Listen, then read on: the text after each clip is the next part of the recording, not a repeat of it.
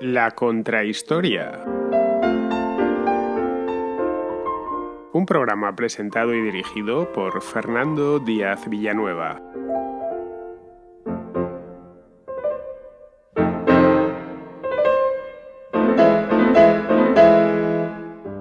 A pesar de que, por su cercanía a las Canarias, los marinos castellanos pasaron siglos recalando en las costas saharauis, la presencia española allí es muy reciente.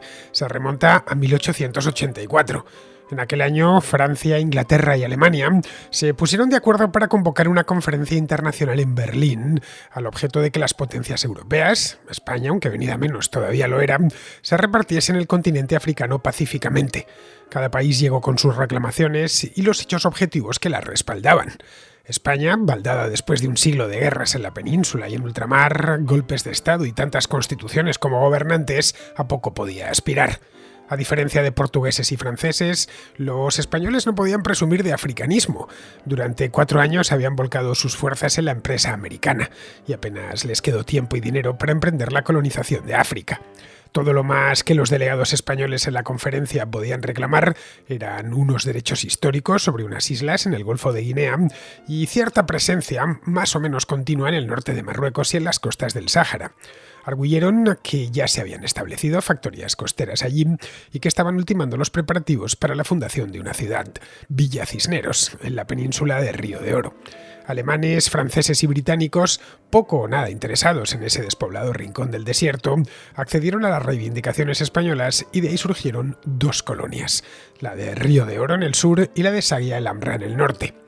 La exploración fue lenta, los habitantes eran pocos, no había ciudades y la única riqueza conocida, la pesca, se venía explotando desde tiempo inmemorial. Las fronteras definitivas no se trazaron hasta 1920. La capital, el Aaiún, no se fundó hasta 1940 y no fue sino hasta ya bien entrada la década de los 50 cuando se empezaron a explotar los recursos naturales con vistas a costear, siquiera en parte, los cuantiosos gastos que ocasionaba aquel remoto e improductivo lugar. Para entonces el Sáhara ya se había convertido en el África Occidental Española, pomposa denominación inspirada en los usos franceses.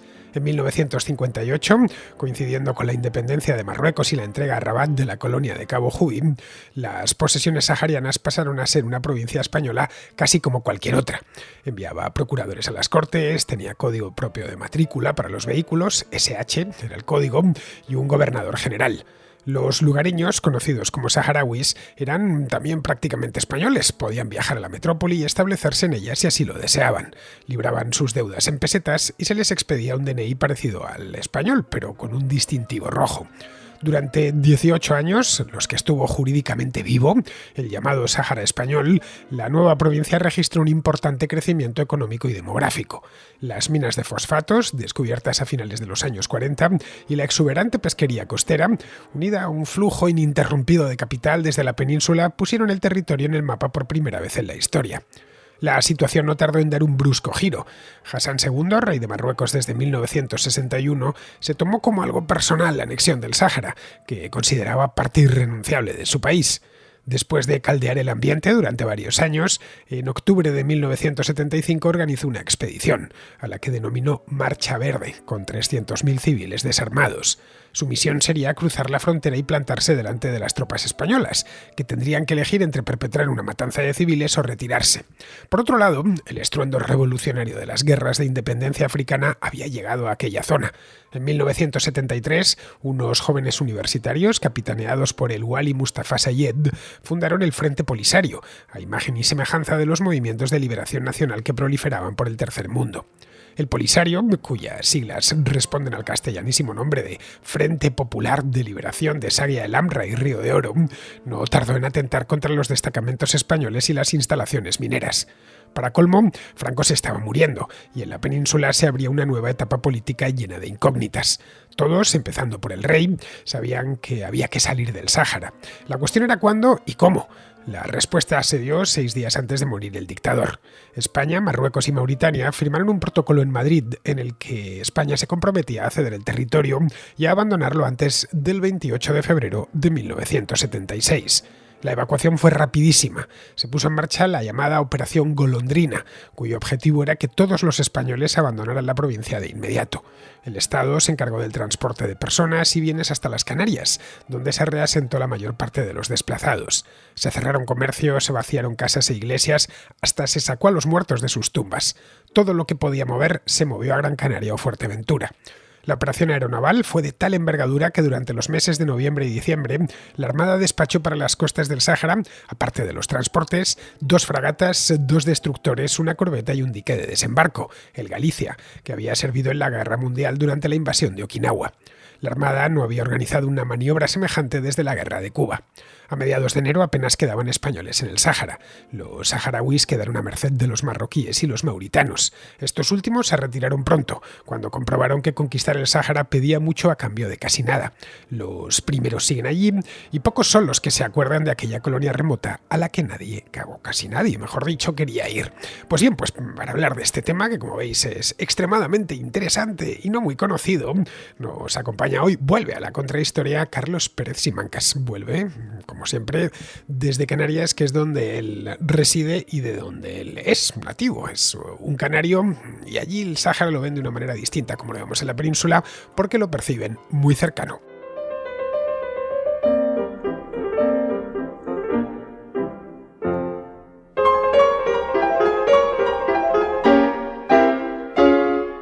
Como os acabo de decir, tengo al otro lado de la línea telefónica, bueno, de la línea del Meet exactamente, que es como estamos haciendo esto, a Carlos Pérez Simancas, a quien conocéis bien, y porque ha hecho ya unas cuantas contrahistorias, la última de un lugar muy cercano al Sáhara Occidental.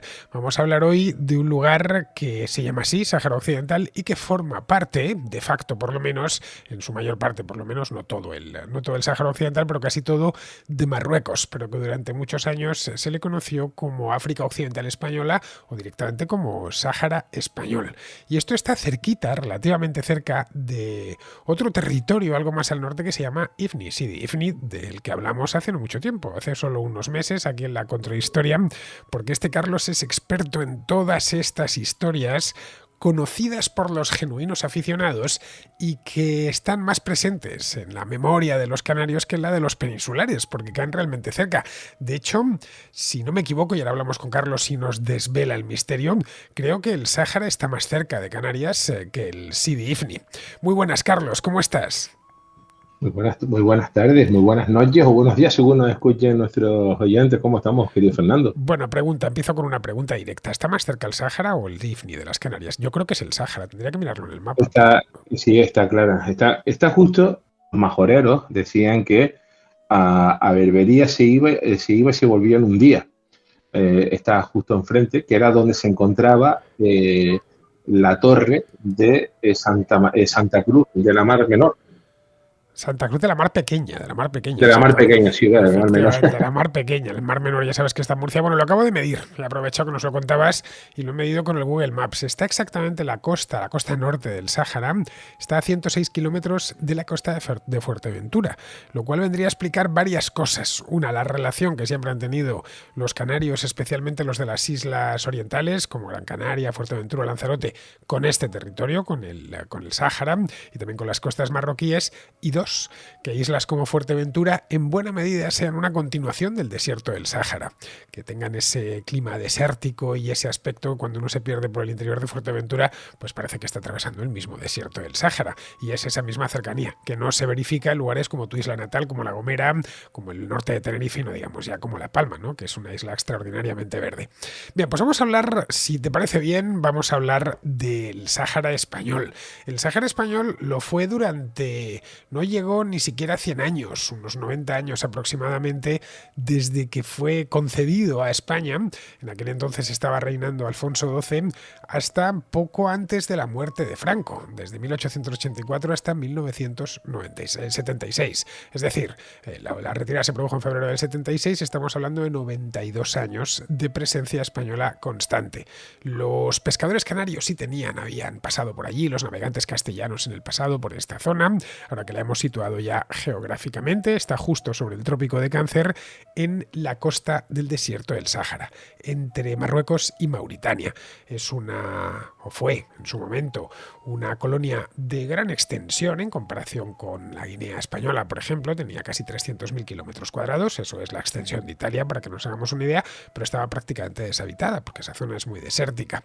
La cuestión es que cuando se produjo la conferencia de Berlín, 1884, esta conferencia ya hemos hablado de ella en la contracrónica, de la contrahistoria, perdón, hace ya muchísimo tiempo, España se presentó ahí en Berlín con sus delegados exponiendo su presencia en África. Y su presencia en África la verdad es que no era mucha, porque los españoles habían hecho gran carrera en las Américas, pero no en África. Y la poca presencia que podían acreditar era en el Golfo de Guinea, donde habían permutado unos territorios americanos con los portugueses por estas islas del Golfo de Guinea y el territorio continental muy pequeñito en 1778, uno de los acuerdos de San Ildefonso, y luego esto, que sí había cierta presencia, sobre todo pesquera, pero presencia muy puntual. Vamos, no había propiamente ciudades ni nada por el estilo. Es más, una de las cosas que llegan los delegados españoles a Berlín en aquel momento es con la noticia de que estaban fundando una ciudad, la ciudad de Villa Cisneros, que hoy sigue existiendo y que se llama Dakhla. Aparte de eso, es verdad que la presencia española en la zona del Sáhara la remontamos prácticamente desde que en 1312 navíos mallorquines tocan las Canarias, ¿no? Y, digamos, empiezan a buscar esa ruta hacia el sur por la costa occidental africana. No va a ser hasta la conquista, hasta 1496, cuando Alonso Fernández de Lugo termina la conquista de Tenerife, y es cuando el señor de Lanzarote, Fuerteventura, La Gomera y el Hierro, Diego García de Herrera, para aquellos que les gusten la heráldica, si se dan cuenta, el escudo heráldico, el escudo del Cabildo de La Gomera y el Cabildo de Lanzarote son muy parecidos, y es porque pertenecen a la familia Herrera, que es este señor. Este señor es el primero que ve digamos, con unos ojos de expansión hacia África, y ven la costa que está justo enfrente de Fuerteventura. ¿Por qué?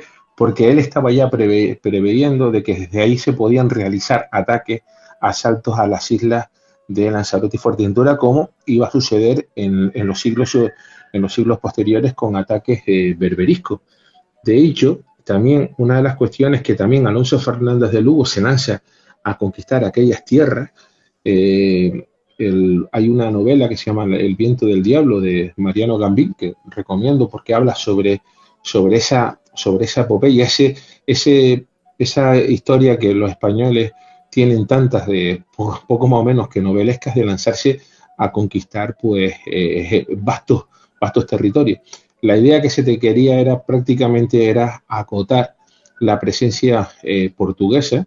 Si nosotros cogiéramos ahora cualquier radar de estos de barcos mercantes, que hay varias aplicaciones, y miramos la cantidad de buques que pasan en el estrecho de Canarias, el estrecho de esos 106 kilómetros, vamos a ver que es uno de los grandes corredores. Canarias no es un punto geoestratégico porque sí, sino simplemente porque es la esquina tricontinental entre América, Europa y África. Y en aquel momento, ya en el siglo XV, se sabía perfectamente que controlando ese mar, ese trozo de mar, controlabas prácticamente a cualquier potencia europea que quisiera negociar con el Golfo de Guinea. A veces pasamos muy de puntilla, porque siempre hablamos del Tratado de Tordesillas, pero quizás el tratado más importante y en el que España prácticamente le hizo, digamos, el cambalache a Portugal, fue en el Tratado de Alcazovas de 1478. Había sucedido la guerra guinea, y en ese momento Castilla va a delimitar la acción al paralelo 28, que era justo el paralelo que está por debajo de las Canarias. Y es ahí cuando empieza. Si nosotros ahora mismo cogiéramos también un mapa económico de Canarias, desde el siglo XV al 2023, veríamos que en qué lado se encuentran los puertos importantes de Canarias, y también dónde se encuentran las grandes flotas pesqueras canarias, en qué parte de Canarias se irían encontrando, o sea, siempre dirigidas hacia el Banco Canario Sahariano. Y luego hay otra cuestión. las grandes eh, salinas que se encuentran en Lanzarote, ya que eran los barcos lo que hacían era hacia Lanzarote, cargaban sal, ¿vale? Transportaban otros productos, iban a la pesquería que se le llamaba la costa, aquí todavía irse a faenar a África se le llama ir a la costa, y una vez que se iba allí a la costa, pues se regresaba con el pescado ya salado, con esa sal que iba hasta los topes en aquellos barcos. Así que España está en aquel momento, bueno, Castilla en aquel momento, en 1496, en el siglo XVI también, vemos que la presencia española, habían tres fuertes que van a ser arrasados por tropas beduinas en ese siglo XVI, pero habían otras tribus que habían ya jurado lealtad a la corona de Castilla.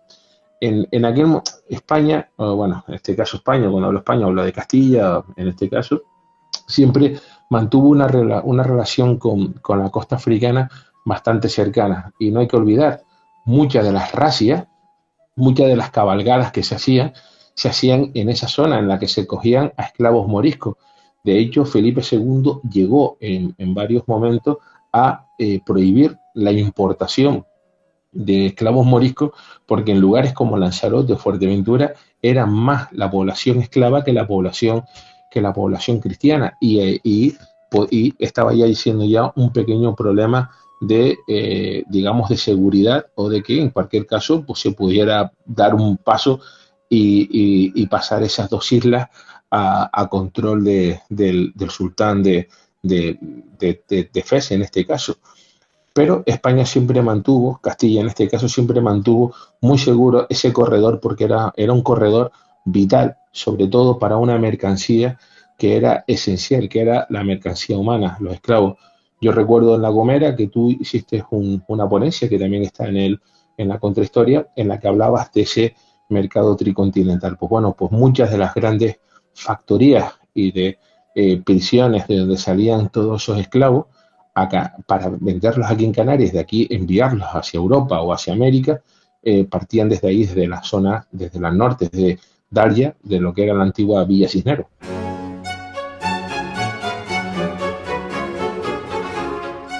Aquello, por lo tanto, tenía un interés estratégico, pero para proteger las Canarias, esencialmente, pero no había asentamientos más allá de puros asentamientos temporales de pesqueros canarios, de pescadores canarios, vamos. Esas aguas son muy ricas, lo fueron en el pasado y lo siguen siendo en el presente, es el famoso Banco Sahariano, y buenos problemas que se tienen con Marruecos desde hace muchísimos años precisamente por eso, por las capturas en este banco. Todo lo seca y lo improductiva que es la tierra en el Sáhara, lo es productivo y rico el mar. Son aguas que tienen una riqueza pesquera fascinante, y esa es la razón por la cual los pescadores canarios desde el principio, desde que llegaron los castellanos allí y descubrieron la capacidad náutica que les habían llevado, pues ese pueblo canario, ese pescador canario vio que tenía la posibilidad de irse mucho más lejos, de ir a pescar hasta la costa africana y volver con buenas capturas. Pero la presencia propiamente dicha no empieza hasta mucho más tarde, hasta ya el siglo XIX, cuando el reino de España, ya no de Castilla, decide que quiere también su parte del botín en el reparto de África. Ahí es donde empieza la aventura propiamente dicha del Sáhara español.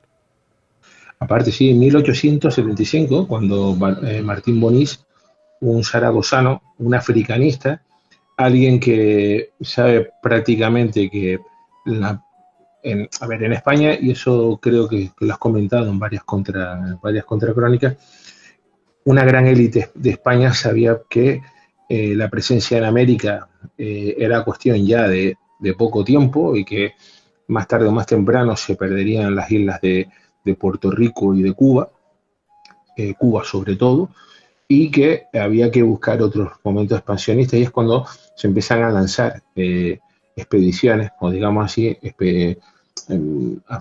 gente que quería, que habían estado también muy ilustrados por toda la ilustración francesa, que lanzarse hacia África. Y es cuando llegan allí, y sobre todo era para volver a asegurar las Canarias. Las Canarias, de hecho, sabemos perfectamente que después del 98 hubo varias planes de los norteamericanos de hacerse con las Canarias. Bueno, hubieron planes sobre la mesa, no se llegaron a materializar, pero sí porque Canarias, podemos decir que es una bisagra entre los tres continentes y lo que se quería era asegurar prácticamente cualquier ataque que se pudiera realizar desde África. Por ejemplo, para aquellos que conozcan la isla de Tenerife, donde se encuentra hoy el aeropuerto Tenerife Sur, justo al lado hay un pequeño aeródromo, y ese era un aeródromo construido por un Real Club y luego utilizado por los Messerschmitt alemanes, que cubría Canarias, Marruecos, para proteger o sobre todo para atacar cualquier convoy británico que subiera por ahí, para que veamos la estrategia. Cuando estábamos mirando el Sáhara, no se mira una porción vasta de arena, sino ya en ese siglo XIX, cuando este hombre empieza a fundar las primeras factorías, funda la provincia del Río del Oro, sobre todo con Villa Cisneros, con la actual Dalia como capital, sabía perfectamente que iba a proteger los pesqueros canarios, que barcos andaluces iban a faenar en el Banco Canario Sahariano, y sobre todo ya se sabía que dentro de aquellas arenas se encontraban pues diferentes minerales que podían ser utilizados para la industria española. De hecho, la mayor concentración de fosfato que se encuentra en el mundo se encuentra en ese desierto, que era una de las cuestiones que España hasta última hora intentó mantener en esa provincia número 53 por el fosfato.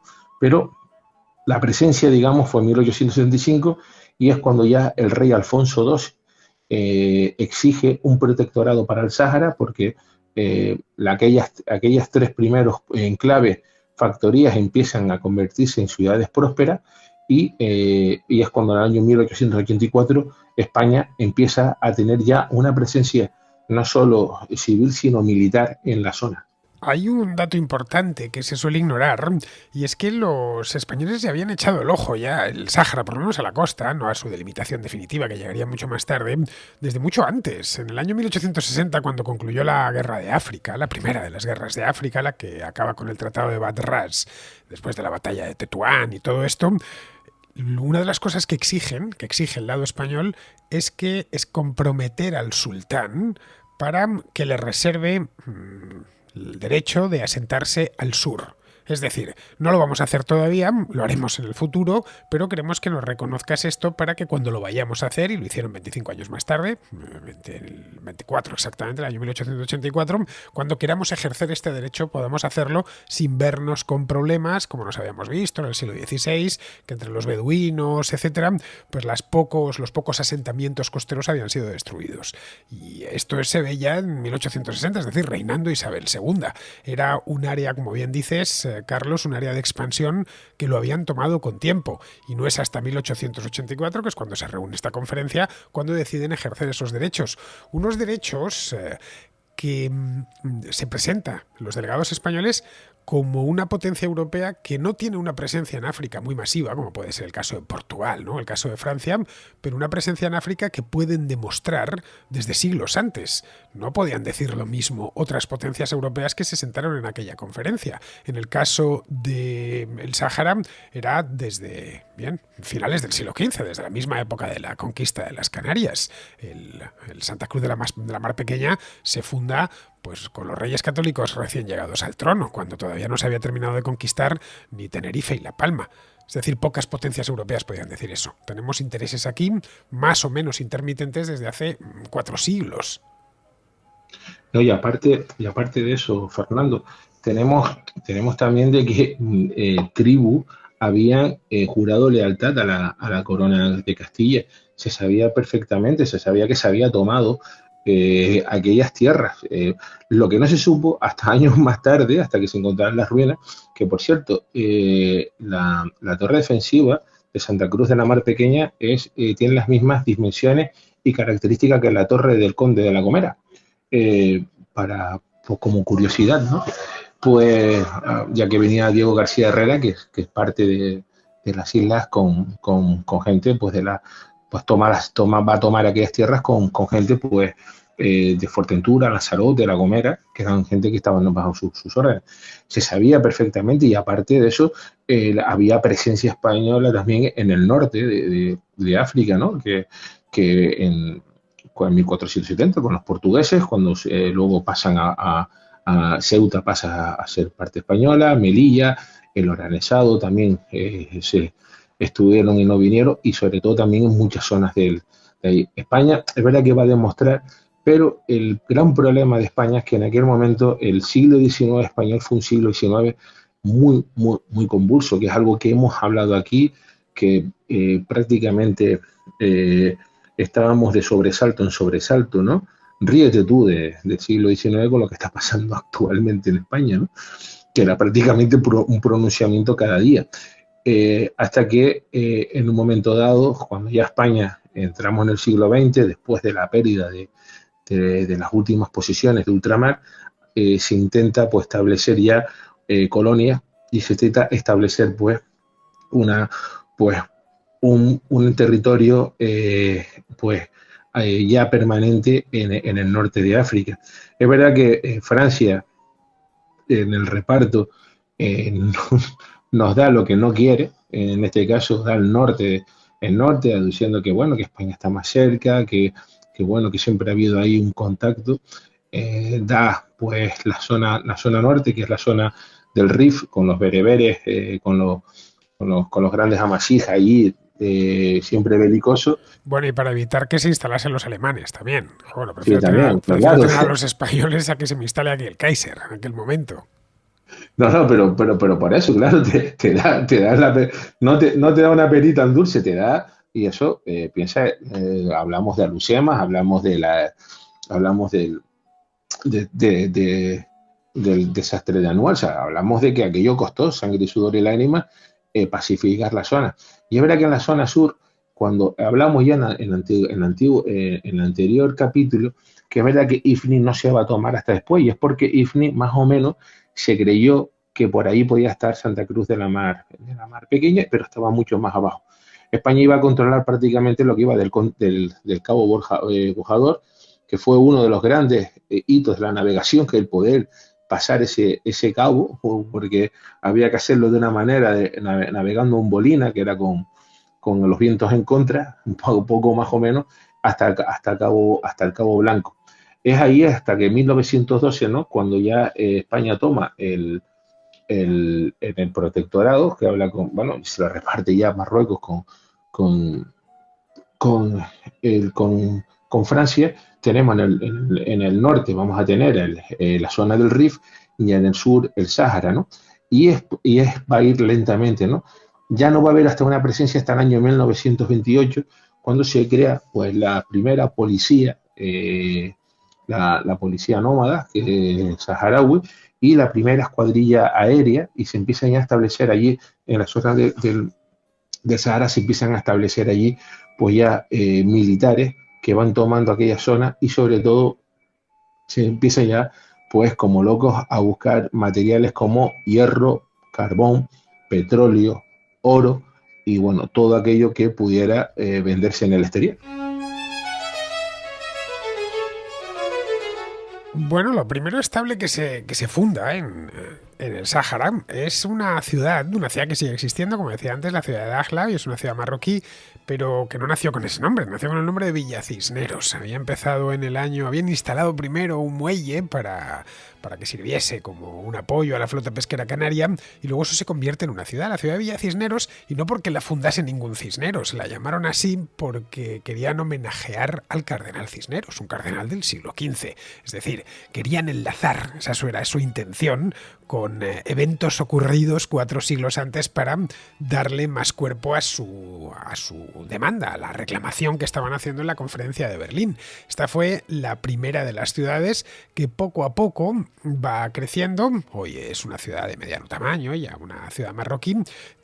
No sería la capital, eso sí, la capital la convertiría en otra ciudad de fundación más reciente, que es el Aaiún, la capital propiamente del África Occidental española, Pero esta ciudad, si nos fijamos en el mapa, vemos que está en una península, un dedito de tierra que sobresale de la costa, que es la península de Río de Oro, quizá porque no las tenían todas consigo, Carlos. Quizá pensaron que aquella posición era más fácilmente defendible en aquella península que colocar esa ciudad en la costa.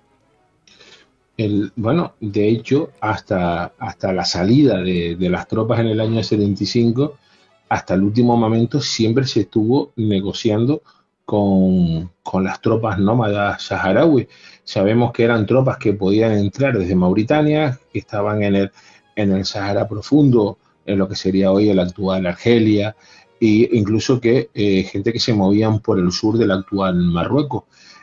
Había que mantener siempre pues una especie de status quo con señores de la guerra, en este caso con jefes tribales, a los cuales había que tener contentos y que sabíamos que en cualquier momento pues se te podían pasar de bando. De hecho, en los últimos años vemos como tropas saharauis combaten al lado de Marruecos, luego combaten al lado de España y luego van a combatir a los dos y luego acaban con, o sea, siempre había, digamos, era una región bastante belicosa, y es verdad que aparte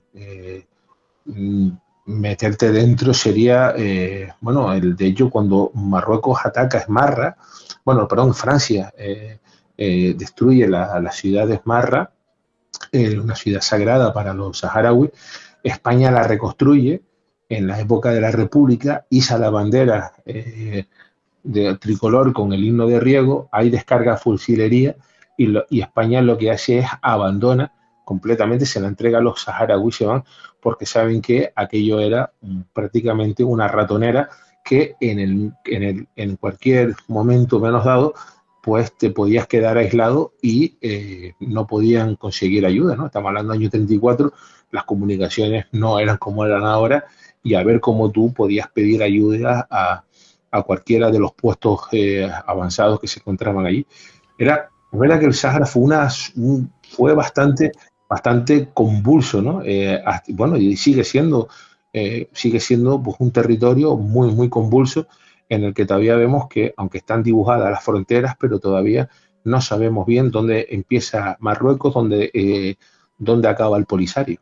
Bien, es una zona desértica, eso para empezar, y ya de por sí el desierto difumina bastante las fronteras. La costa sí está bajo control marroquí desde hace ya un montón de años, pero volviendo al año 34 que acabas de citar, fue ese mismo año en el que se fundó el Ayun. La fundó un comandante del ejército llamado Antonio de Oro, y esto nos dice una cosa que no suele ser muy conocida, y esto fue año 1934, la República tenía ya 3 años de vida y tenía una política colonial, es decir, la República Española era una república colonialista. Esto es algo que mucha gente no sabe, tanto aquí en Río de Oro y en el Sáhara, vamos, como en Guinea Ecuatorial, como en la Guinea Española. Esto es poco conocido por los que defienden y hablan de la República como un régimen casi muy moderno, casi de nuestro tiempo. No, en absoluto, no dejaba de ser una república de los años 30, y claro, en los años 30 el colonialismo se veía no solo como algo bueno, sino incluso como algo necesario.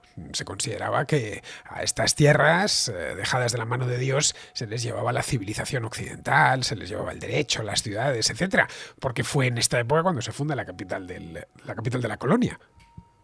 Y aparte que la República no dejaban de ser españoles que con intereses o sea, que eran intereses para España, ¿no?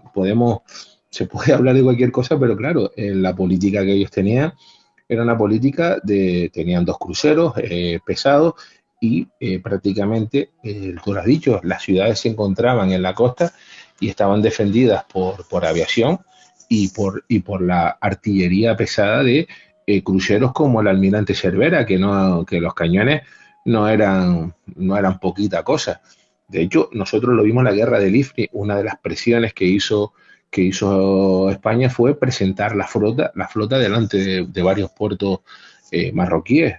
Entonces, claro, no deja de ser, ¿sabes? No deja de ser la República. La República mantenía una mentalidad de Estado, y tanto en Guinea como en la isla Sao Tomé, que donde se encontraban Fernando Po, etcétera, donde se encontraban pues tropas españolas y sobre todo los intereses coloniales españoles que defendían. Es que aparte de eso, también la Legión y varios cuerpos de ejércitos de África se van a crear en la República. No olvidemos eso. O sea, el ejército de África que se levanta en armas contra la República son ejércitos africanos en donde se encontraban pues numerosas tropas, tanto en el norte como en el sur.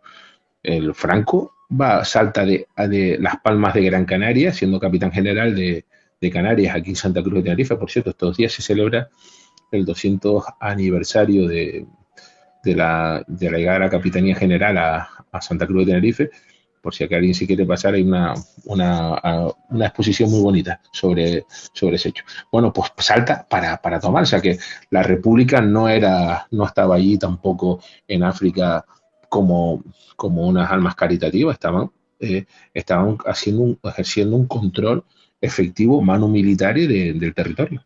Esto es bueno recordarlo, Carlos, porque se tiende a pensar de manera anacrónica. Es decir, tendemos a traernos regímenes del pasado que que nos gustan al presente pensando que compartían nuestros mismos valores. Eso del anticolonialismo es una categoría que aparece, que surge y que toma fuerza a partir de los años 40-50, es decir, después de la Segunda Guerra Mundial, cuando el colonialismo empieza a ser algo imperdonable, pero todavía en los años 30 gozaba de buena salud, tan de buena salud como que durante esta misma época es cuando esa presencia española, entre los años 20 y 30, esa presencia española que queda legalizada en el Congreso de Viena, en la Conferencia de Viena, de Viena de Berlín, caray, es cuando empieza a tomar forma de una colonia propiamente dicha, ya con sus 3 colonias, el Cabo Jubiar al norte, que hoy forma parte de Marruecos, Saya el Amra, cuya capital era el Ayun, y Río de Oro, cuya capital era el Villa Cisneros, el actual Dakhla. Y luego había otra ciudad pequeñita, hoy abandonada, está en ruinas, que se llama La Güera, está también en una península, aunque hoy, según creo, pertenece a Mauritania, esas ruinas, por lo menos. Es decir, que habían construido en eso, construyeron durante 20 años, no fue demasiado tiempo, toda una red de establecimientos fijos. Lo gestionaba además todo desde las Canarias y lo que se pusieron a buscar era el modo de hacer aquello rentable, porque en principio la parte costera, digamos, se rentabilizaba sola con la pesca canaria, pero de ahí al interior, y más una tierra tan dura como es el Sáhara Occidental, pues tenían que empezar a buscar cosas que mereciesen la pena, que por lo menos financiasen la colonia y que animasen a españoles ya llegados desde la península, llegados desde Canarias, a establecerse allí. Eso sí, habría que esperar ya a después de la Guerra Civil. No, y aparte, después también de la Segunda Guerra Mundial, no hay que olvidar que, por ejemplo, y esto vamos a irnos a los años 60, 70, gran parte de la industrialización que va a sufrir Canarias en esa época, ya no solo con las empresas tabacaleras, sino también, por ejemplo, lácteos, me acuerdo de Itelsa, galletas, comestibles, eran también para venderlas en Marruecos, perdón, en el Sáhara español, y de ahí saltar hacia Marruecos, Mauritania y el resto de Senegal, y el resto de allí había una especie de correa, o sea, hasta aquí se producía, se enviaban hacia allá, de ahí la gran relación que mantenía pues Canarias con el Sáhara. Pero si nos vamos un poquito antes, en el año 56, cuando Marruecos obtiene la independencia, sabemos que prácticamente Mohamed V, tanto en la guerra con el Sidi Ifni, luego había estado manteniendo tropas paramilitares, que era aquel ejército de liberación marroquí, que eran tropas que habían venido, ex soldados de la Segunda Guerra Mundial.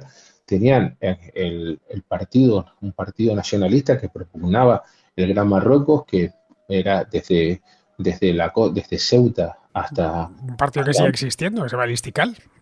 Sí, exactamente, el Istiqlal. Pues prácticamente que bajaba hasta la zona de Tombuctú a ser un gran Marruecos. Y en el momento cuando España empieza a tomarse en serio la cuestión marroquí, porque hasta aquel momento España vivía ajeno vivía de prácticamente perfil del problema que estaba teniendo sus vecinos, que los franceses, con Marruecos.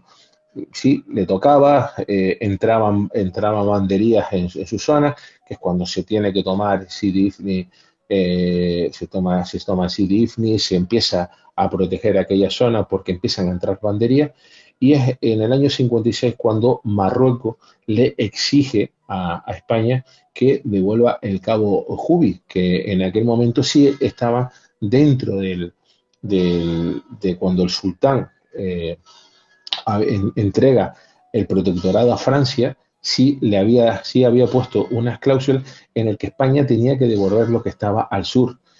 En aquel momento, España, que era cuando Sidi Ifni lo entrega, y eso lo va a utilizar el padre de Hassan II, abuelo del actual rey, Mohamed V, para decir que hay saharauis a favor del Gran Marruecos que están luchando con ellos, y es cuando va a empezar el gran problema de España con Marruecos. Ese va a ser el detonante, que es un problema que se vive hasta ahora, porque este tema que estamos tratando ahora bien podría ser una contracrónica, porque hoy por hoy, por ejemplo, si nosotros nos vamos a todo lo que se está hablando, por ejemplo, de la investidura de Pedro Sánchez, en cualquier renglón de cualquier editorial de un partido, de cualquier periódico, medio de comunicación no afín al PSOE, va a aparecer la palabra Sáhara, ¿no? Y la pregunta, ¿qué es lo que ha pasado para que España, después de tantos años, cambiara su postura con el tema saharaui a Marruecos? Estamos hablando de que es un tema actual, un tema que en España se vive con actualidad, porque es un tema que, aunque haya pasado casi 50 años, sigue siendo de una actualidad, y que todavía pues muchos españoles se preguntan qué pasó realmente en Marruecos. Bueno, pues ese comienzo fue 1956.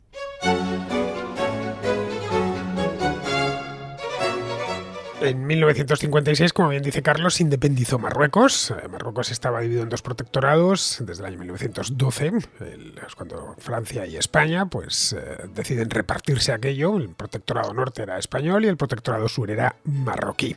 El protectorado norte era más pequeño y era el protectorado del Rif, que dio infinidad de problemas. En fin, la gran guerra de África, que tuvo lugar a principios del siglo XX, fue allí, en el Rif. La zona sur, la parte del Sáhara, incluso del Ifni, fue muchísimo más pacífica, y la del Ifni se incendió en el año 57, en esta contrahistoria que hicimos Carlos y yo hará cosa de un par de meses, en el que fue justo un año después de la independencia de Marruecos. Bien, el régimen de Franco en aquel momento reacciona porque ve por dónde van los tiros. Dice, bueno, aquí me han montado ya un problema, me han puesto un problema serio en el Ifni, lo siguiente va a ser el Sáhara. Y lo que hace es convertir el África Occidental Española, es decir, esas dos colonias de Jaya el Amra y Río de Oro, en una provincia. Pasa a ser una provincia a todos los efectos. Se fijan además bien los límites en los acuerdos de Cintra, y simplemente es los saharauis, que eran muy poquitos, en aquel entonces aquello estaba muy poco poblado, pasan a ser españoles a todos los efectos, desde 1958. Y cuando digo a todos los efectos es que tenían documento nacional de identidad español, pasaporte español, los vehículos, los coches, vamos, iban con matrículas españolas, que tenían su propio código provincial. Los más jóvenes no lo recordaréis, pero hubo un tiempo, hasta el año 2000 creo que fue, que en España sabías de dónde era un coche por la identificativo, vamos. Madrid era la M, Gran Canaria era GC, Barcelona la B, y así pues sucesivamente. Yo me llegué a saber todas las matrículas provinciales. Una de ellas era el del Sáhara, que era SH. Se emitían sellos, allí era a todos los efectos una provincia más, enviaban procuradores a las Cortes. Este fue el periodo del 58 hasta el 76, estamos hablando de solo 18 años, el periodo álgido del Sáhara español, que es cuando además empiezan las prospecciones en Bucrá, la explotación masiva de los fosfatos. Aquella zona tiene un crecimiento económico notable. Es el Sáhara español, digamos, en su periodo dorado.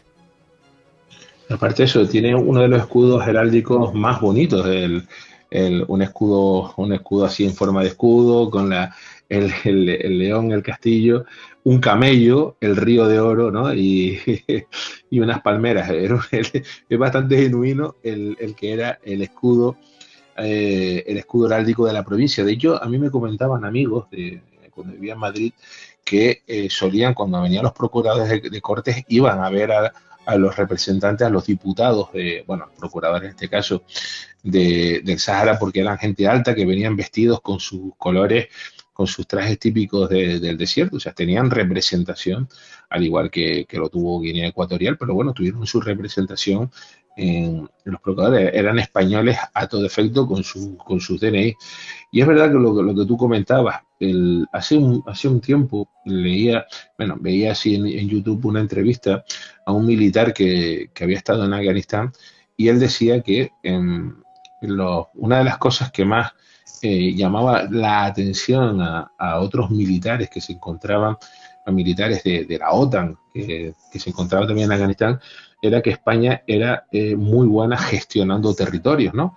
Que les daban prácticamente lo que nadie quería y lo convertían pues en vergeles y en lugares muy seguros, ¿no? Y prácticamente viene de toda esta época colonial y de la anterior en la que España sabe perfectamente organizar, sabe dónde hay que construir, cómo hay que construir. De hecho, las infraestructuras en el Sáhara eran prácticamente parecidas a cualquier otro tipo que se podían encontrar en el Levante, en Andalucía, aquí en Canarias, escuelas unitarias, carreteras, iglesias, oficinas de correo.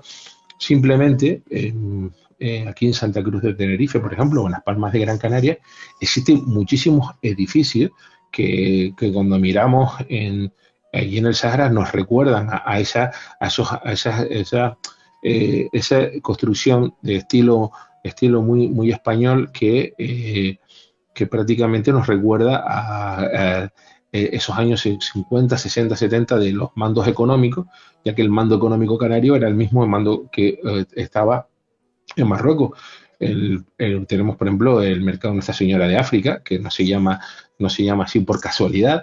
Tenemos, por ejemplo, justo por debajo también se encuentra la residencia de los militares, justo al lado, que simplemente con ver España llega allí y ya en los años 50 y en los años 60 empieza a despegar económicamente y sobre todo también con el hecho del mercadeo todo lo que era la flota de cabotaje, que a veces nos olvidamos de eso, de las empresas españolas que empiezan a hacer cabotaje tanto entre el norte de Marruecos como al Golfo de Guinea, donde se vendían productos españoles, leche en polvo, se vendía galletas, ropa, calzado, todo tipo de utilerías que se vendían en los mercados africanos y eso prácticamente el punto de unión era el Sahara, mientras que España estaba explotando los fosfatos con los que poder alimentar grandes superficies de campos cultivables y también se estaban buscando otro tipo, por ejemplo, el gas natural que España había ya localizado al menos 2 grandes bolsas para explotar el gas. Ese gas sigue siendo de actualidad, como bien sabes. Sí, sí, sí, claro, claro. Y es que por eso le decía, esto prácticamente más que una contrahistoria podría ser una contracrónica, porque el capítulo del Sáhara sigue siendo actual. A lo mejor, yo entiendo que a lo mejor en algunos lugares de península, pues resulte como muy lejano, pero no creo que sea. Aquí en Canarias sigue siendo porque hay una gran comunidad saharaui que vive, que se traslada en aquellos años, se mantienen aquí en Canarias, y fue la relación, y sobre todo, ¿quién no tuvo un familiar, un tío, un primo, un hermano, un abuelo que sirvió en África? Aquí la relación en la península, quiero decir, la relación con el Sáhara que yo recuerde, por lo menos eran los niños saharauis que venían en verano. Estos de los campamentos, ¿no? Que traían aquí en verano para que se bañasen en la piscina y comiesen bien y todas estas cosas. Yo pensaba que básicamente lo que daba el Sáhara eran niños, porque los veía todos los veranos llegar aquí a el propio Madrid o llegaban a otras provincias españolas. Vamos, esa era la relación que uno podía ver. Y luego que los saharauis hablan español a la perfección, o lo hablaban por lo menos, porque claro, tenían escuelas, era una provincia a todos los efectos. La cuestión es que este movimiento del gobierno de convertir aquellas dos colonias, la de Río de Oro y la de Aguía del Amra, convertirlas en una provincia, no termina de funcionar porque aparecen dos problemas.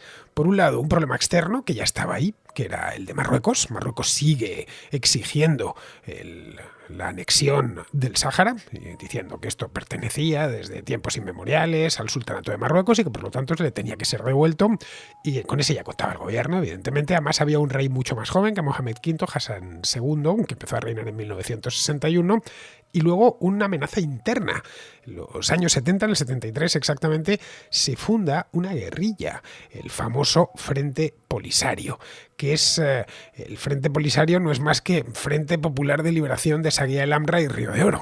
Tiene un nombre castellanísimo, como podemos ver, que empiezan a hostigar a las tropas españolas, como una guerrilla de estas que fueron tan populares en aquel entonces en el Tercer Mundo. De pronto se encuentra el gobierno que tiene una provincia con todos los derechos, que forma parte a todos los efectos de España, pero que la está reclamando una potencia extranjera y que además le ha nacido en su seno un movimiento guerrillero de independencia, de liberación nacional, que es el Frente Polisario, del que por supuesto sigue apareciendo en los periódicos cada 2 por 3, porque esto, aunque, como bien dice Carlos, estamos hablando de historia, es una historia muy presente, en tanto que el capítulo del Sáhara nunca se ha terminado de cerrar. El hecho es que el Frente Polisario, que hoy y ha pasado tantos años, décadas, pidiendo ayuda en España y solicitando solidaridad, en origen era un enemigo de la propia España. Pero mucho antes, a ver, siempre hemos hablado, y creo que lo hablamos cuando Lifni, España y Marruecos, ¿no? Marruecos es un gran jugador, un gran taur con muy malas cartas, mientras que España ha sido un muy mal jugador con grandes cartas de triunfo y no ha sabido jugar sus manos. En el año 57 se había creado un Frente de Liberación del Sáhara, que era pro-española y anti-marroquí. Pero en unos altercados que hubieron en el Aaiún, en el año 66-67, hubieron unos altercados en el Aaiún que fueron provocados por los servicios secretos de Hassan II, en el que murieron varios trabajadores, varios funcionarios españoles. Desaparece el líder de aquel movimiento y lo que se pudo haber aprovechado como una oportunidad para poder encauzar todo el tema saharaui para frenar la expansión del Sáhara, se convierte pues en aquello como una traición, porque el cuerpo nunca apareció. Hay quien dice que fue la policía española quien lo eliminó, viendo que aquello podía ser un problema inducido pues por los servicios secretos marroquíes y franceses, o que incluso lo que habían hecho era también algunos servicios secretos marroquíes eliminar a la cúpula de este Frente de Liberación del Sáhara, que no era en aquel momento no era potente, pero que estaba siendo incipiente, se estaba moviendo sobre todo alrededor de un colegio que era Nuestra Señora de África de Madrid, que estaba allí en el Aaiún, que era pues justo alrededor de ese colegio se estaba moviendo este tipo de sentimientos, y que aquello produjo pues por ejemplo un gran desasosiego que hizo que por ejemplo en el año 73 pues Brahim El Ghali y el Wali, pero sobre todo Brahim El Ghali, formara lo que tú decías, el Frente Polisario, ¿no? Que va a ser uno de los grandes actores y sigue siendo uno de los actores en esta historia del Sáhara.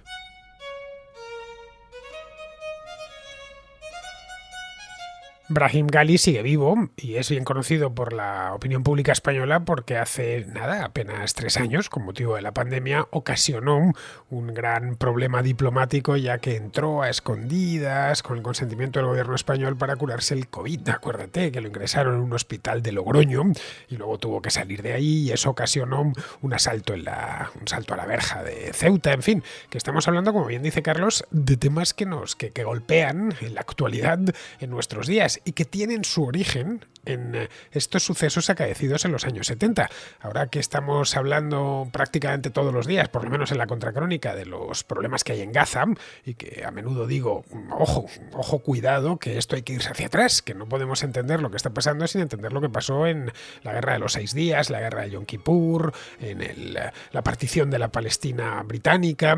Pues bien, con esto pasa lo mismo. Para entender los problemas del Sáhara Occidental hay que irse a los últimos años del Sáhara español, que fueron unos años un tanto angustiosos. La manera en la que esto acaba es inesperada, en 1975, cuando ya Franco muriéndose, decide Hassan II montar una operación un tanto peculiar, y es no directamente ir contra el Sáhara, no ir contra esta provincia española con el ejército, que hubiera supuesto evidentemente una declaración de guerra, sino que recluta a civiles, les da un Corán y banderas verdes y los envía en pleno desierto a atravesar la frontera española del Sáhara.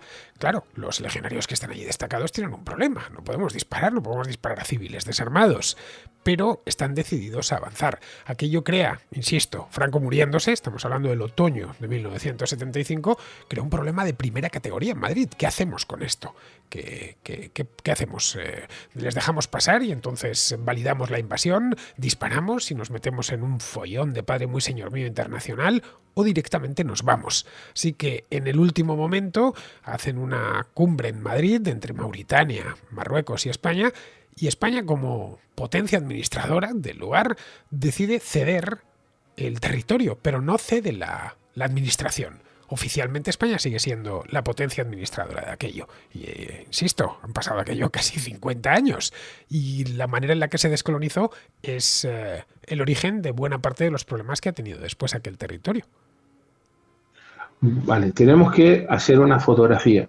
Si nosotros nos damos cuenta, hay varios historiadores que hablan de que España, en la época contemporánea, España tiene periodos de entre unos 10 y 15 años, ¿no? En el que se fluctúa. Y es verdad que estamos entre el año 1973 al año 84, 85, que es cuando vamos a entrar ya en la Comunidad Económica Europea y en la OTAN, ¿no? En esos años tenemos que hacer una fotografía sobre esta esquina. En Canarias, tenías el M. Bayac de Antonio Cubillo en Argelia. Me comprometo a traer un día a hacer una contracrónica sobre ese independentismo canario, que quizás suene muchísimo desconocido, pero que estuvo, pues, en Canarias estuvo a punto de llevarse ese tema a la ONU para descolonizar las Islas Canarias. Bueno, y ocasionó el mayor accidente aéreo de la historia, el independentismo canario, el de los rodeos. Exactamente. Pues ese tema estaba en aquel momento Argelia, que era, pues prácticamente Argelia era la gran base mediterránea junto con Egipto, pero sobre todo Argelia de la Unión Soviética. En aquel momento querían hacer un gran corredor que fuera desde Argel a Villa Cisneros, ¿no? A lo que sería el Río de Oro, el Aaiún y las Canarias. Y tanto el independentismo canario como el Frente Polisario estaban siendo regados con cientos de miles y millones, además muchos millones de rublos. No hay que olvidar que aquí en Canarias estaba la Soviespan, que era una empresa que muy cerca, donde yo estoy ahora mismo grabando, se encontraba la sede. Había una flota pesquera soviética de barcos que no tenían redes circulando de un lado para otro, que eran barcos espías, barcos que prácticamente controlaban pues sobre todo a la marina española y a la marina marroquí. Y en aquel momento Hassan II pues estaba siendo apoyado por los Estados Unidos, porque lo que quería era aniquilar por completo ese problema, acabar con el problema saharaui, con el problema argelino, y empezar a quitar, ¿sabes? Un Marruecos fuerte iba a ser un problema menos para los norteamericanos en esta zona. De hecho, hoy por hoy todavía seguimos viendo pues la querencia pues de Estados Unidos en estas lides siempre a favor de Marruecos en vez de España. También no hay que olvidar que el primer país, entre comillas, o el primer embajador que se envía hacia los Estados Unidos revolucionario fue el del sultán de Marruecos, quien fue el primero que los reconoció como un país libre y soberano. De ahí esa amistad de tiempo. Bueno, de ahí de que los argelinos, después de la independencia de Francia, lo que hicieron fue montar un régimen socialista. Y eso a los estadounidenses les puso muy nerviosos en los años 60, pensando que se podía conformar un bloque del este, algo parecido a lo de Europa del Este, en el norte de África. Marruecos se convirtió en un bastión para Estados Unidos. Esa es, en definitiva, un poco la razón por la cual siempre les han apoyado. Lo mismo, y para ellos son un báculo dentro del mundo árabe. Se vio, por ejemplo, los acuerdos con Israel hace no mucho tiempo, hace solo 3 años. Es decir, para Estados Unidos el aliado preferente en esta parte del mundo, en el norte de África quiero decir, es Marruecos. Son demasiados los intereses que tienen allí.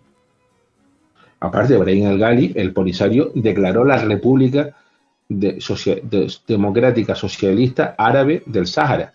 O sea, República Socialista Democrática, ¿no? Que nos puede recordar a otras repúblicas, entre comillas, democráticas que hubieron por el mundo. Los Polisarios, de hecho, se refugiaron en Argelia y siguen allí, en Tinduf. En Tinduf. Protegidos por Argelia. Y aparte de eso, y de ahí lanzaban los ataques. Bueno, pues cuando tú hablas de la Marcha Verde, la Marcha Verde sí supuso, pues yo creo que es uno de esos grandes cracks o saltos, ¿no? Saltos de historia que va a tener España en los últimos 50, 60 años, ¿no? Estaría Marcha Verde, el golpe de Estado de Tejero, estaría el 11M.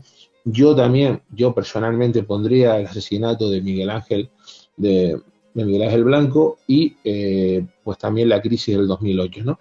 En ese momento hay que explicar una cosa a nuestros amigos más jóvenes y amigos que nos están escuchando fuera de España. En el año 73 al 80, España se está jugando el que iba a ser. Meternos en Europa, meternos en la OTAN, una reindustrialización, convertirnos en un país de servicio como lo que somos ahora. Somos, pues, una de las grandes potencias turísticas mundiales, que era lo que queríamos hacer en el mundo, y es en esos momentos porque se sabía que a Franco le quedaban 5 telediarios y que qué modelo se iba también.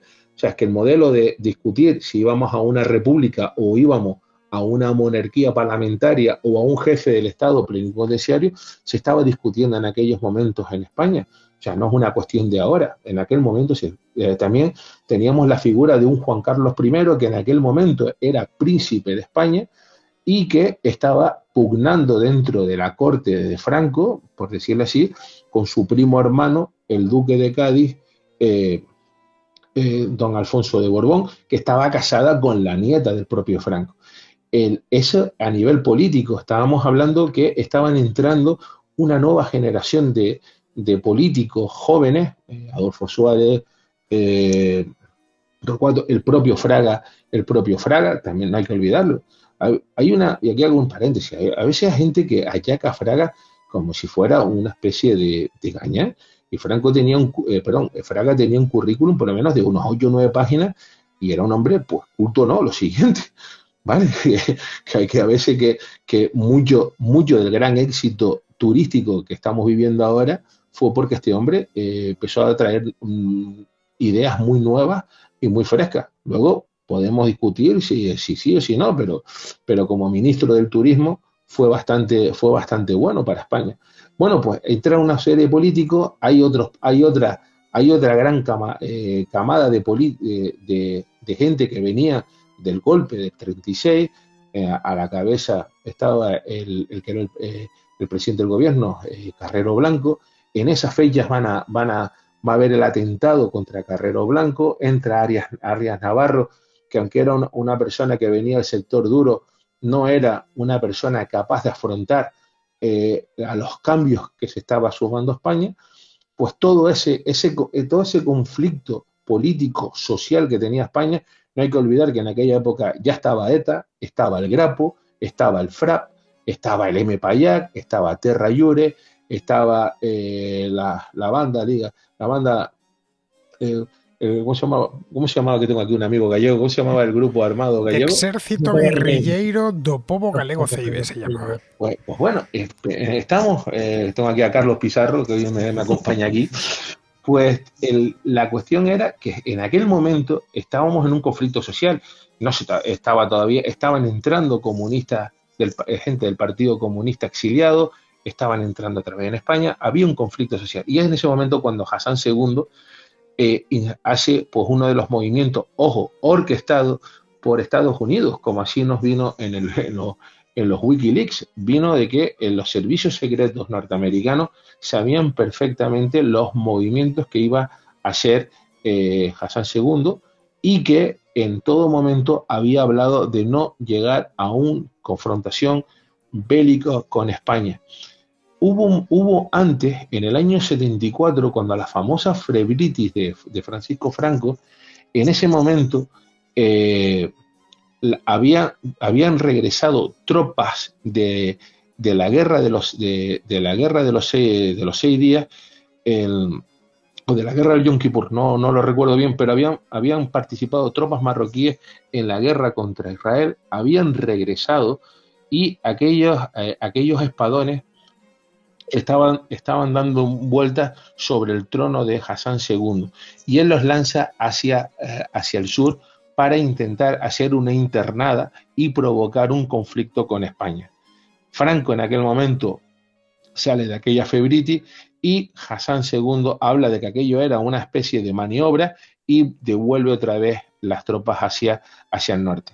En ese periodo, Hassan II, y a veces nos olvidamos, Hassan II tuvo 2 atentados en el que un F-5 intenta derribar el avión real, y en otra en el que un general intenta acribillar a tiros a Hassan II. Y es cuando este hombre, para salvar la corona y salvar su cuello, decide colocar pues una gran marcha que no era nada más o menos que 8.000 camiones cargados de víveres, guaguas, autobuses traídas de todas partes de Marruecos, y 350.000 personas que fueron colocándolas de manera progresiva en la frontera para asaltar la valla. En aquel momento, estamos hablando del 6, si mal no recuerdo, y lo tengo por aquí apuntado, pero me podrías tú, creo que es el 6 de noviembre del 75, unos días antes de que Franco moriría, el 20 de noviembre de ese año, el príncipe Juan Carlos llega al Sáhara vestido de militar, como general del ejército, y tiene aquellas palabras de que el Sáhara iba a ser defendido hasta las últimas consecuencias. Juan Carlos I sabía perfectamente, porque habían llegado a un acuerdo no con Marruecos, sino con Estados Unidos y con Francia, de asegurar el trono. Recuerden ustedes lo que se estaba moviendo en Madrid, que era qué modelo de gobierno queríamos seguir, si queríamos un general como jefe del Estado y que España siguiera siendo un reino sin rey, de poner un presidente de la República, o de poner a un rey pues con funciones o plenipotenciarias o con funciones pues limitadas, parlamentarias, o lo que se pudiera saber, y que había otro candidato a ser rey, que si mal no recuerdo, en muchísimos periódicos conservadores de derechas de la época se hablaba que a Juan Carlos I, tanto en la derecha como en la izquierda, se le llamaba Juan Carlos I el Breve, porque se pensaba que no iba a llegar al año y que iba a poner a su primo como rey de España. Era así Alfonso de Borbón, que era su primo, que estaba casado además con la nieta de Franco. Sí, el duque de Cádiz, que muere en extrañas circunstancias en una pista de esquí en Estados Unidos. En extrañas y espantosas circunstancias, porque se decapitó. Había un cable en mitad de la pista y se decapitó, vamos. Perdió la cabeza, nunca mejor dicho, mientras esquiaba. Pero esto ya fue muchos años después, como en el 85, el 86, por ahí. Bastante después de esto. Ya tenía Juan Carlos, estaba bien asentado en el trono. No, pero que pongamos que muere ahí, lo vamos a dejar ahí como un suceso de conspiración, no sé, que lo dejamos ahí. Pero es verdad que en ese momento el rey Juan Carlos pues decide, él no quería entrar como jefe del Estado, él tenía en ese momento pues un problema grande entre las manos, que era la transición. Ya tenía pensado que en aquellos momentos que su presidente tenía que ser una persona joven, estaba buscando a la famosa terna, todavía quedaba por llegar Adolfo Suárez, el que era el antiguo director general de Televisión Española, y en aquel momento, aunque había muchísimos generales que querían ir a la guerra, pero en aquel momento es verdad que él tuvo una reunión en Washington con aquel gran secretario de Estado que yo no sé cuántos presidentes pasó, que era que supuestamente, bueno, sería como el Soros ahora, ¿no? El gran Henry Kissinger, ¿no? Yo creo que, sí, que sigue vivo también, ¿eh? Ya es centenario, pero vamos, sigue vivo todavía, sí, y escribiendo libros y hasta incluso entrevistas. Es de estos que tiene en la cabeza, que le funciona, por cierto, tiene medio siglo XX dentro, y en esta época fue su momento álgido, es cuando más influencia tuvo. Y de hecho su papel en todo lo que sucedió entre España, Marruecos, el Sáhara, fue fundamental en la primera mitad de los años 70. Bueno, hay un libro que se llama El Proyecto Islero, que era la famosa bomba atómica española en la que sí iba a ser detonada en el Sáhara. Esto se cuenta en 2 libros y supuestamente pues dice que en aquella reunión entre Carrero Blanco y Kissinger, varios días después, cuando sucede el atentado, pero es verdad que Juan Carlos I se reúne en Washington con Estados Unidos y seguramente es ahí cuando le dicen que le iban a que tuviera una transición y que asentarse en el trono, pero a cambio tenía que entregar el Sáhara a Marruecos.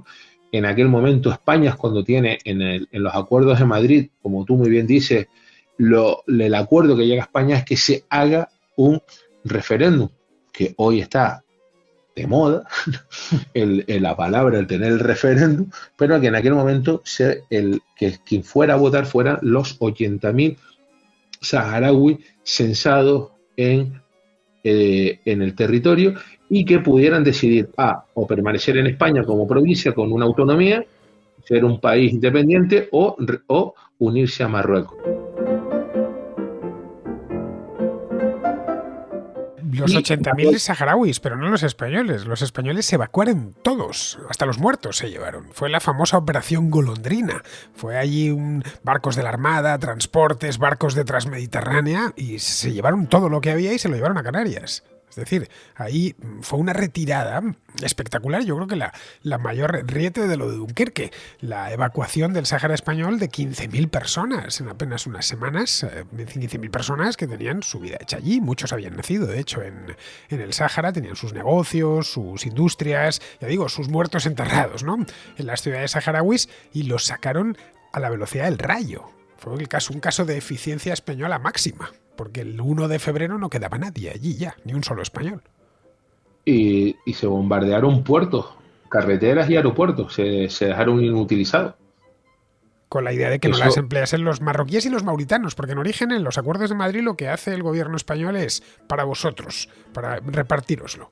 Y luego lo que pasa es que unos años más tarde, creo que fue en el 77, Mauritania decide olvidarlo, se queda solo con La Güera, esta ciudad pequeñita de la que hablábamos antes, que hoy está abandonada y en ruinas, pero el resto lo ocupa Marruecos y así hasta el momento presente.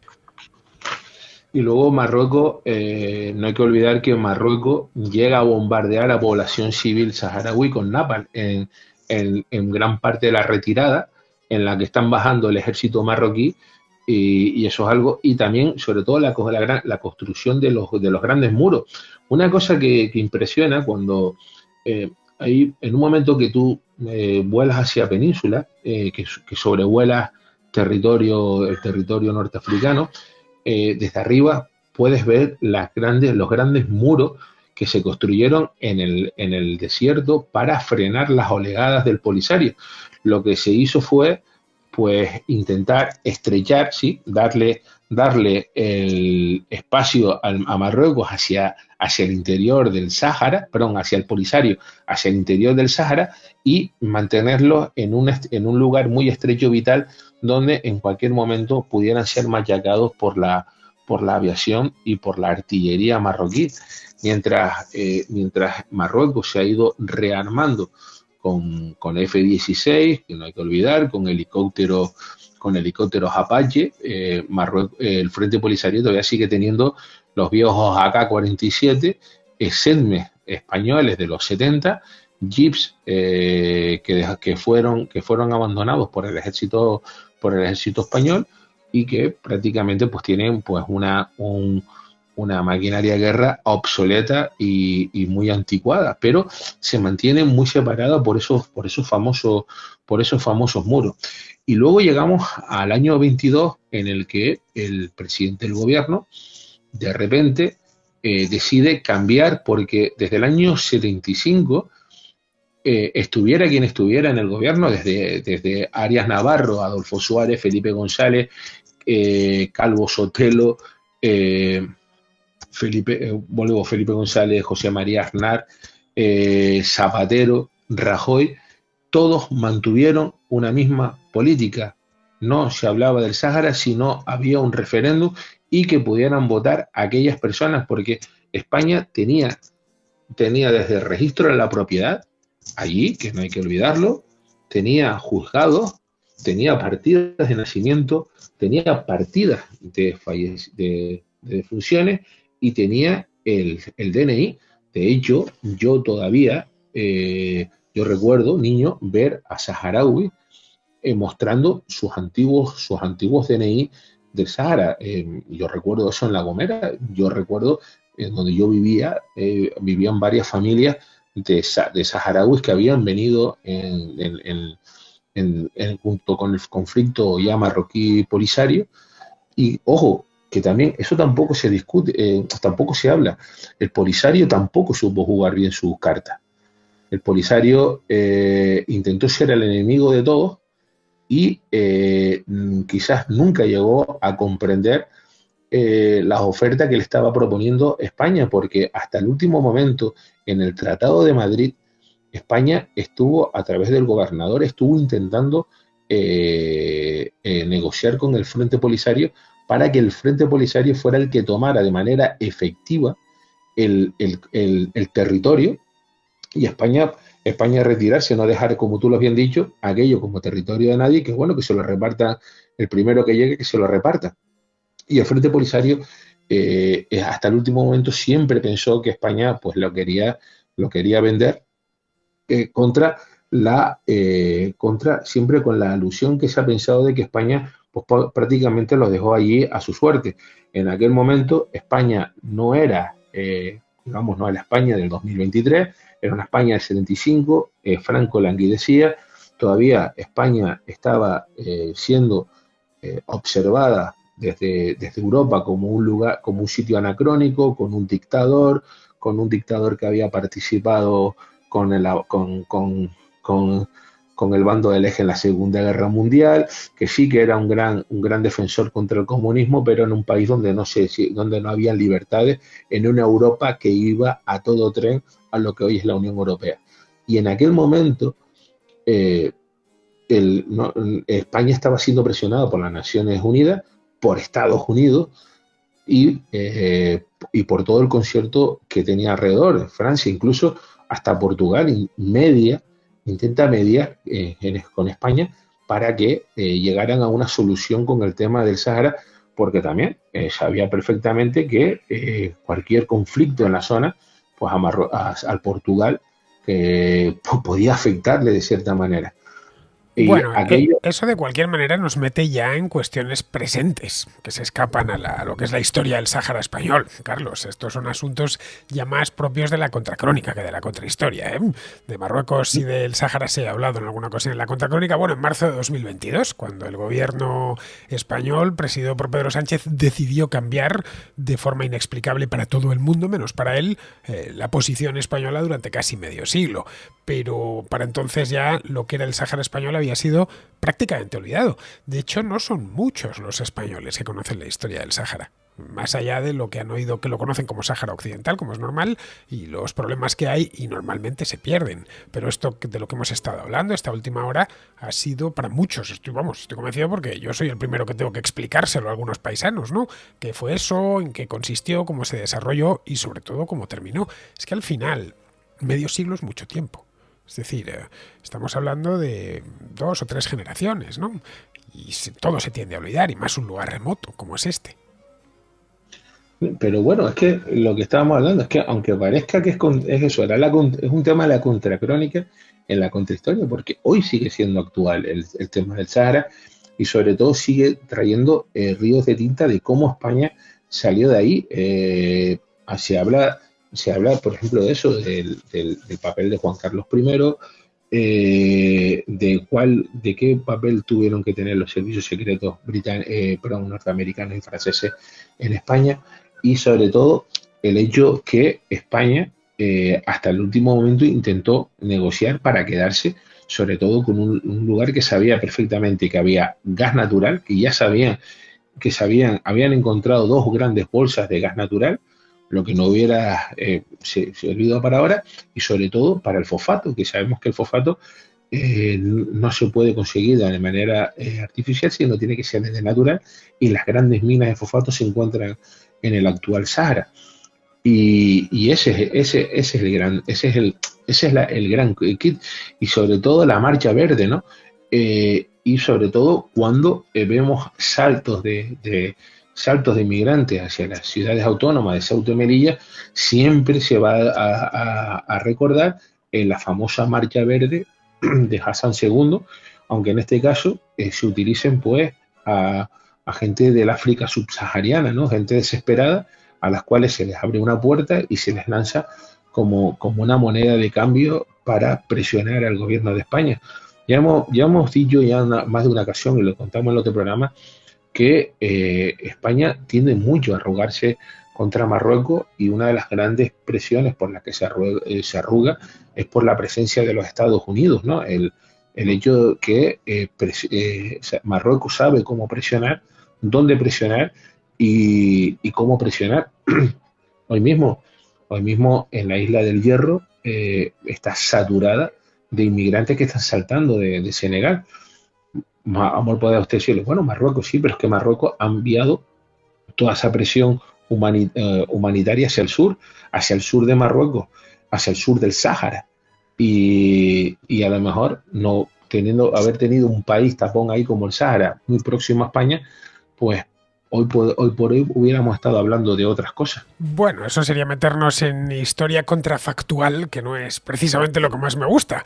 En fin, creo que con esto ya vamos a terminar, porque llevamos ya hora y pico de programa en la que hemos hablado largo y tendido y de manera tranquila y serena sobre esto que fue el Sáhara español, que la verdad estoy convencido que sobre todo a los más jóvenes les sorprenderá y les hará descubrir algo. Si esto les lleva a bibliografía y a interesarse más por esta historia, pues bienvenido sea, y habrá merecido la pena nuestro esfuerzo. Carlos, bibliografía sobre este tema hay, por eso no os preocupéis, naturalmente que hay, se ha escrito, lo tenéis disponible en librerías y en Amazon, así que no os preocupéis. Si queréis profundizar sobre este tema, lo tenéis. También podéis ir al Sáhara, el actual Sáhara Occidental, lo único que al menos en su parte principal os encontraréis con un territorio marroquí, con ciudades marroquíes y pobladas por marroquíes, porque se repobló aquello de manera intensa a lo largo de la década de los 80, los 90 y ya durante este siglo. Así que nada, terminamos, pero no sin agradecer antes a Carlos que nos haya acompañado hoy. Muchísimas gracias, Carlos.